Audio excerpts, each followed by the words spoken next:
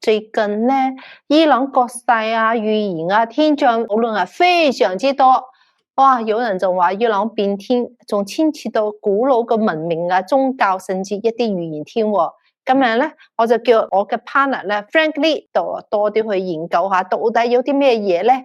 咁就請Frank 上線同大家分析下。Frank 你好啊，你好，梁振，各位觀眾大家好。係咪最近即係好忙啊？即係睇咗伊朗話變天啊、戰爭啊咁樣，但係人間嘅嘢咧，其實係天象嘅變化嗰度都可以睇到啲端倪噶嚇。咁我哋之前咧仲記得有個節目都講過，帕克都預言咗伊朗嘅變天嘅喎。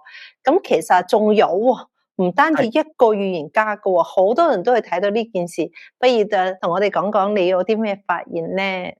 好啊，咁啊睇睇嗱，英國你啱講我英國嗰個 Parker 咧嚇，佢個預言家，即係舊年6月啊，美國嗰個午夜之錘啊，精準打擊個伊朗嘅核設施之後咧，佢就有預言出㗎啦。舊年6月嗰陣時講啦，佢話伊朗咧仲會經歷更加多嘅嘢㗎嚇，就會經濟會崩潰啦、大規模抗議啦、鎮壓升級啦，最後咧就會爆發一場嚟自呢個內部高層嘅暗殺行動咁樣啊，目的係推翻現有嘅政權等等。之後咧，佢仲講呢個哈梅內伊會消失啊！哇！呢啲全部俾講中咗咯喎，收花啊！哇，講中咗喎，真係犀利到講中嘅咋啊！咁而家佢收尾仲繼續講啊，仲講未來嘅，仲未發生嘅咁。但係睇嚟咧，呢個苗頭咧，仲會將會咁樣發生。咁你睇下會唔會啦？佢話伊朗咧將會進入一個過渡時期啊！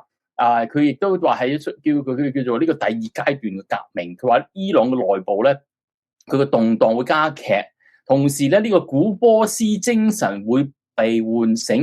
呢個波斯以後講即係一陣間講呢個伊朗佢嘅裏邊嘅人口嘅結構啦嚇。仲有咧佢話極端嘅伊斯蘭教咧呢個主義咧佢會逐漸咁樣嚟到終結㗎。伊朗咧最後咧就會發生一場驚天動地嘅革命，建立一個新嘅政府，社會走向復興回歸傳統等等噶嘛，甚至會步向民主喎。哇！即係你知我細個嗰時好中意睇呢個1001夜啊，咁就好中意呢個波斯嘅，即係嗰個咩阿拉伯神燈啊，或者一啲地氈咧就會飛起嚟咁樣啦。所以係對於呢個波斯文化咧，就有好多向往。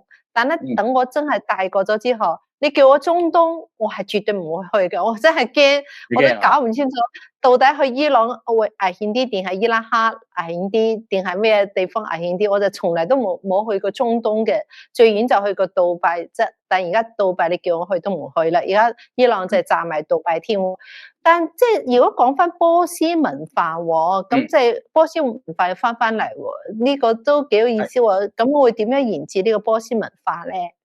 你而家首先睇下你啱講到阿拉伯啦呢啲即係啲 Arab 同埋呢個伊朗，仲有波斯。其實呢樣嘢咧，我哋稍為同佢整理一下啦。